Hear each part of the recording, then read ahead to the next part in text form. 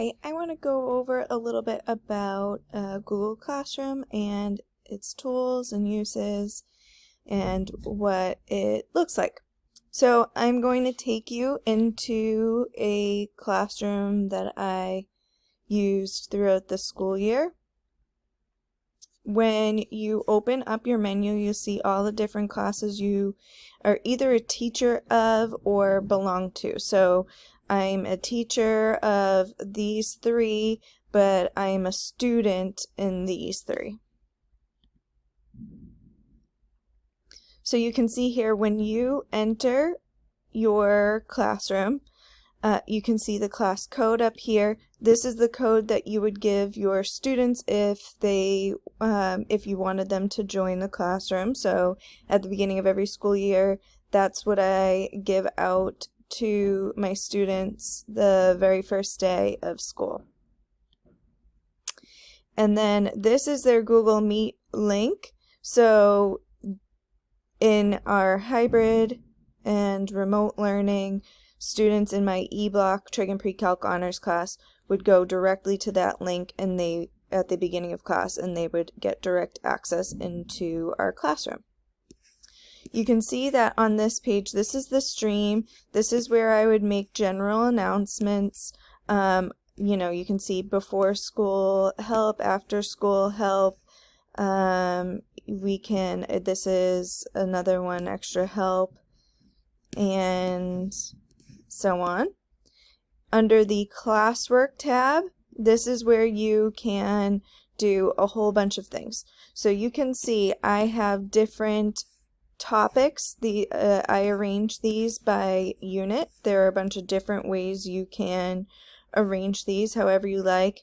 You can also see that at the beginning of the school year I posted their textbook as its own topic and my course expectations as another topic. So you can see here, say under their Unit 1, which is their Chapter 7, I have all of these assignments and material posts. So back up to the top, anytime you want to create an assignment or a post, you go to this Create. If you want to create an assignment, something like this will pop up. You can put in a title, additional directions. You can upload an attachment from Google Drive, a file from your computer, add a link, or a YouTube video. And then over here, this is where you can categorize things. So this is for my E-Block Trig and Pre-Calc class. Other classes that I am a teacher of will pop up here. This is where you could either select to include all students or only some students. I'm not going to click on that because there are some students who are still actively in this class. You can also weight your grades. So depending on how you weight your grades, you can go into this category. So if it was a test or quiz, I might select this, or a homework assignment or participation classwork can go under this one. And then point value would go here. Your due date, you can put a due date with a time. And this is where you select your topic. So this is how I would organize all of my posts. Now, if I scroll, I can add a rubric, which is kind of hidden here behind my my video, and then you can also check for plagiarism. Once that's all in there, you can go up here and you can either save it as a draft, schedule a time to post it, or assign it immediately. So that's how you can do an assignment. Students can upload their work directly to this assignment, or if you collect things by hand, you can collect it by hand. Another thing you can create if you have the Cami extension is a Cami assignment. This is going to look very similar, but anything that you attach as they open it will automatically open in Cami, and create their own copy in Cami, and then when they submit it, it will be submitted as a Cami PDF. So anything that I would grade from this would be, I would open it and go directly to Cami to view it. You can also create a quiz assignment. So on this one, it can link to a blank Google form, and you can create the Google form right there. Or I have created the forms separately and then linked them. You have the option of grade importing for this one, so whatever they got on the Google form would get automatically uploaded as their grade for this assignment. You can also just poll the class with a question, so you can ask a question. It can be a short answer or multiple choice, so this looks pretty similar to Google Forms, and they would just answer that automatically. So I use this a lot if I just wanted to take a quick vote or poll the class about their feelings on a topic.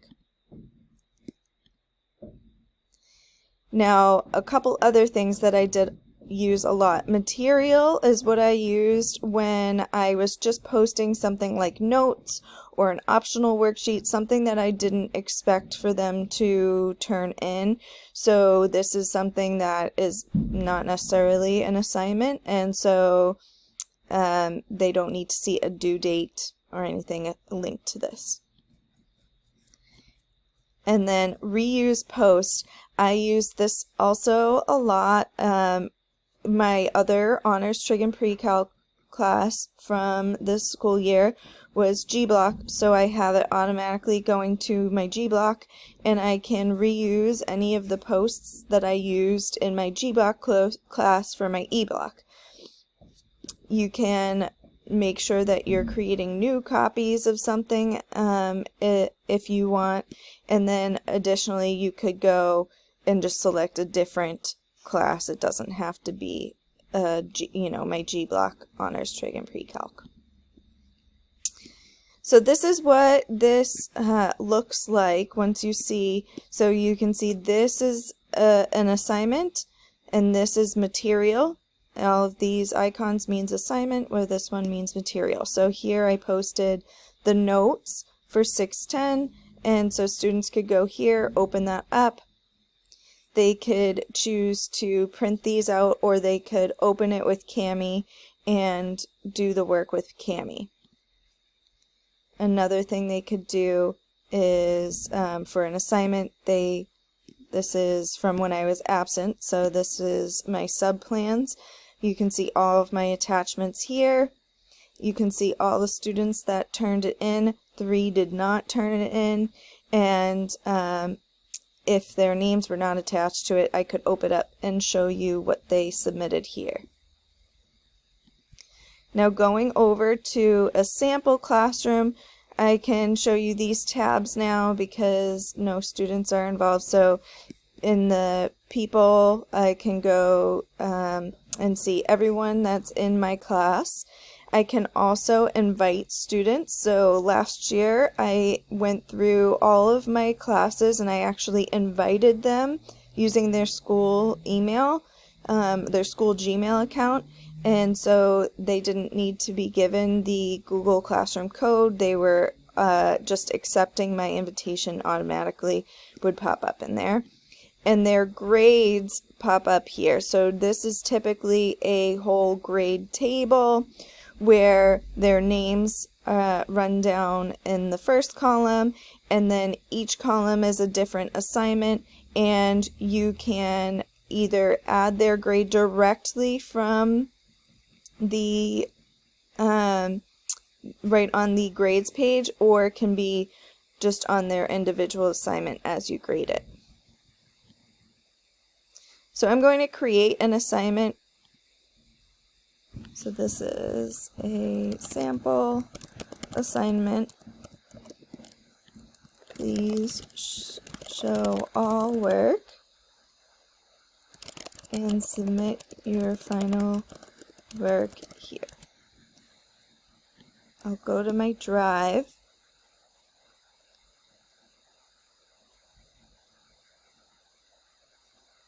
So I can link whatever I want. If I want a quiz, or I can link this PDF, or I can link both.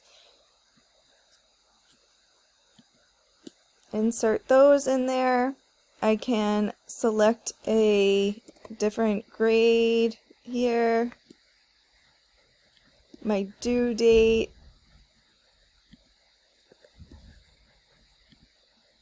and the time, and the topic. I don't have any topics here, but I can create a topic right from here and say this is Unit 1. I don't have a rubric, but you can create a rubric right from here, reuse one, or import one from Google Sheets. And then once I get there, I can either schedule this to post. So I'm going to schedule it for the 13th at, oh, it's due tomorrow, so I can't do that. So I'll do the 10th at 8 a.m. And you'll see it's grayed out, and once it hits the 10th at 8 a.m., it will pop up in blue, just like you saw the other assignments. All of these will, after they're assigned, will go to their Google Calendar, and the class drive, any attachments will go to the class drive folder.